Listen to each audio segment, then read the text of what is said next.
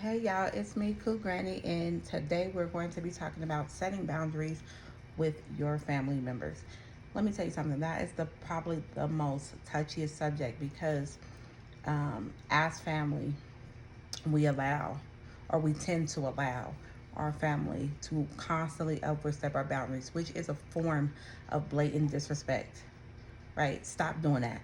Stop cutting them corners for them because they're your family. Listen, boundaries is meant to be set for your own personal beliefs, for your personal sanity, for your personal well-being, your growth, your happiness. Set those boundaries. There shouldn't be an exception because that's your aunt, that's your mom, that's your sister, that's your brother. No, because as family, they're supposed to respect that.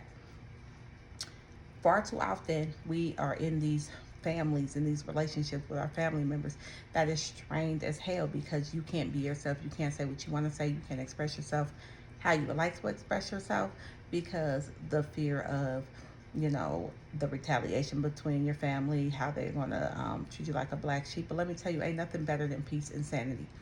I had to learn, um, like last year, really, when I first turned 40, on my 40th birthday, I literally said I was not dealing with no more madness and craziness. Now, mind you, um, I used to be a hellraiser, right? I used to get in shit all the time. But I never drugged people in my shit. I never included people in my drama. I never brought drama to people. Nothing. I got my own shit. I got out my own shit. But I was a piece of work.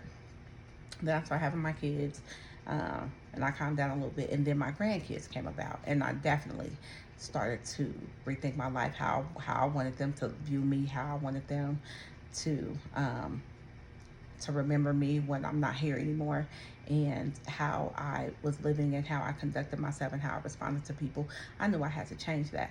Now, very early on when I started having my kids, I had already knew what it was that I was not going to accept from my family or from anybody. Like when it came to my kids, I wasn't accepting shit, wasn't accepting nothing. You couldn't talk to my kids no type of way.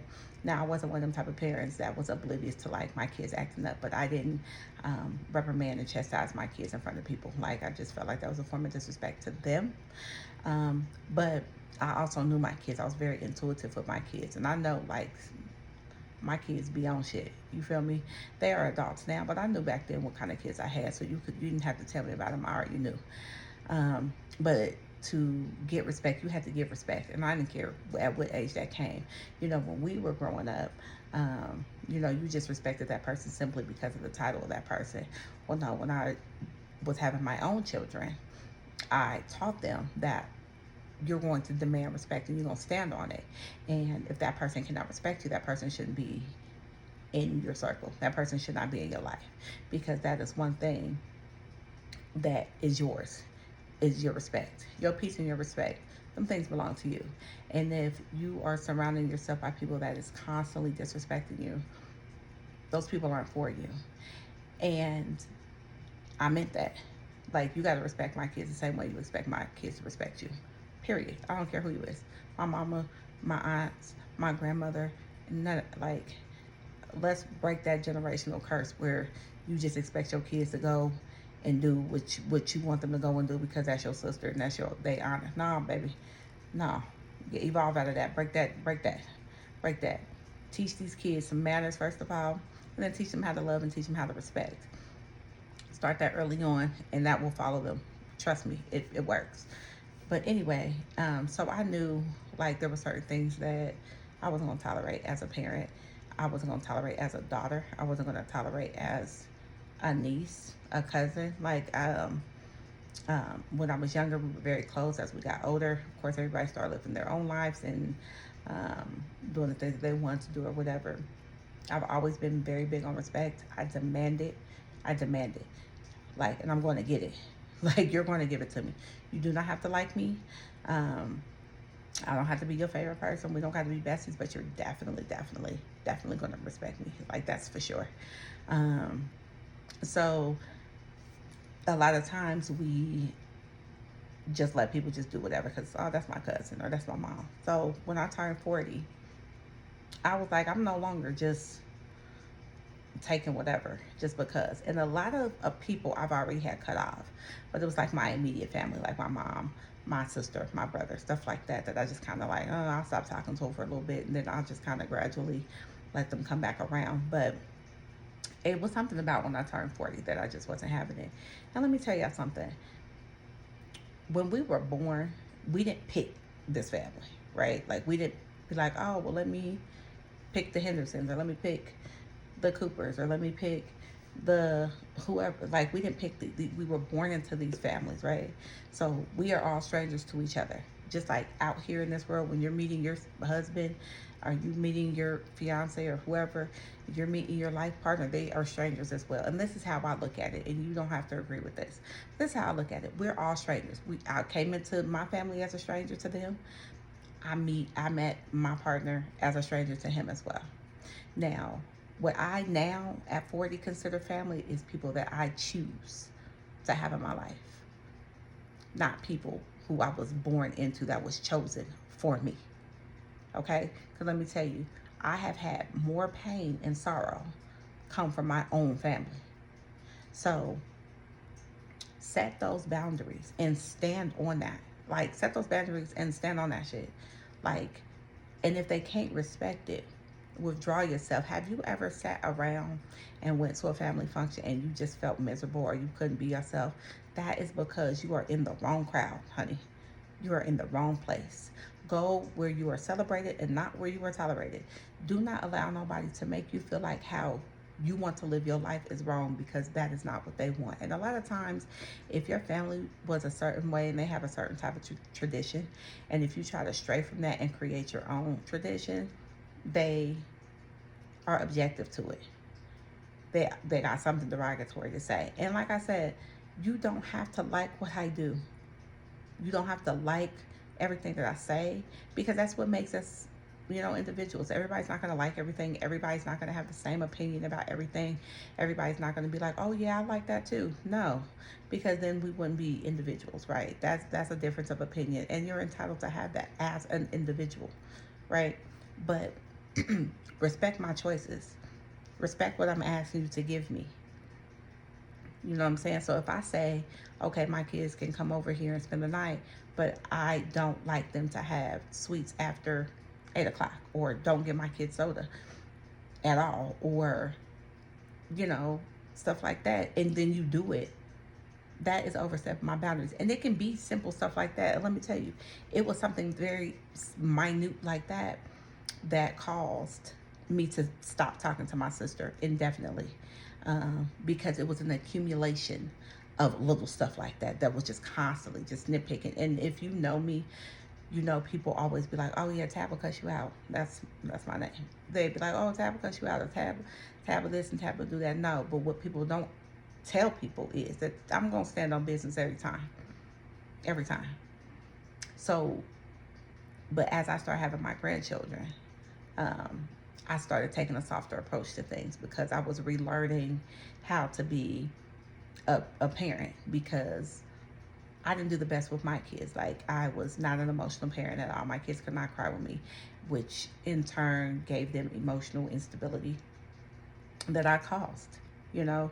And so when I started having grandchildren, I knew I did not want to instill that type of influence on my grandchildren. So while trying to work with my older children and helping them instill their emotions and being able to come to me and talk to me about things that I probably wouldn't have talked to them about years ago, I also was working on myself to be a better mom, a better grandmother, a better person in general. So my initial reactions wasn't what they used to be. And so I felt like with that situation, I was constantly being played with, because they seemed like my approach was softer, and they wasn't used to that.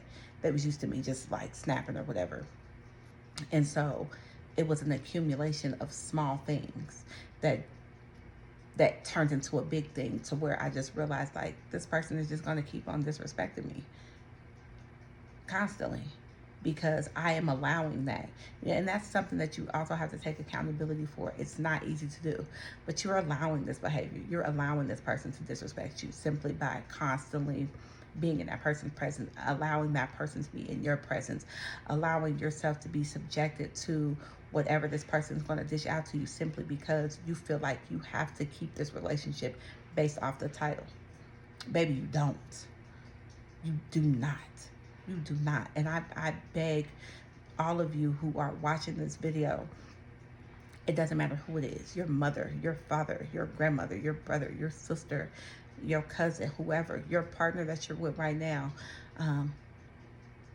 If a person is disturbing you to the point to where you're feeling disrespected, you cannot say the things that you want to say that you would normally say because you're afraid of the response, you're afraid of the backlash, you're afraid of someone turning their back on you. I pray for your strength. I pray for you to have the ability to speak up for yourself, because we be in these relationships with our family for so long and we allow so much mistreatment that you don't understand that it is damaging you. It is going to affect you personally. It's going to affect you in relationships. It's going to affect you with raising your children. It's going to affect you with your grandchildren. It is going to affect you in the workplace, because you are going to lack the ability to communicate the way that you want to communicate because you suppress so much because of your family. Do not let that be the reason why you cannot do the things that you need to do. Like, if you need a break, take a break from them. If that break is permanent, that break is permanent. If that break is just for you to get your head on straight, for you to be able to probably communicate to them and come back at a later date and tell them what it is you need from them and allow them time to fix those things if they want to be in your life, or for you to decide, okay, well, they don't want to fix it, so I need to make other moves or whatever. But quit letting the fact that that person is your family member be the reason why you constantly and consistently allow disrespect. No, because you got to think about it like this: if they are your family, these is your people, and they're supposed to have your back no matter what. What did they do? What business did they have to hurt you in the first place? No family would do that. Nobody that genuinely cares about your well-being, your emotions, your feelings, your health, your wealth would purposely go out their way to hurt you. So if a family member is consistently doing this to you, they don't care. They don't care. And I'm sorry. I'm sorry. But they do not care. And I don't want you to get my age and finally decide, like, you know what? I've had enough.